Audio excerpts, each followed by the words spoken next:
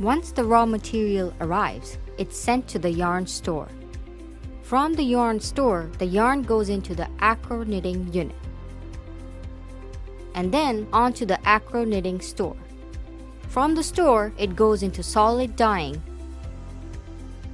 moving forward to the fabric finishing unit, where it goes through the stenter machines, compactor machines, or tumblers. Once the fabric is finished, it goes to the dyed fabric store.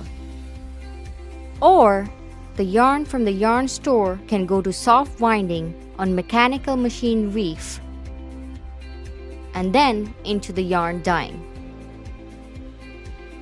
Then, it's rewound and sent to the striper knitting unit.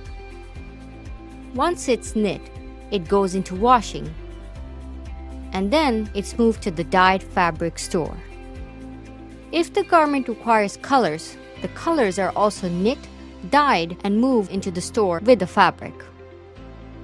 All fabric goes through extensive fabric inspection, and then is moved to the cutting unit, where it's cut as well as printed or embroidered as required.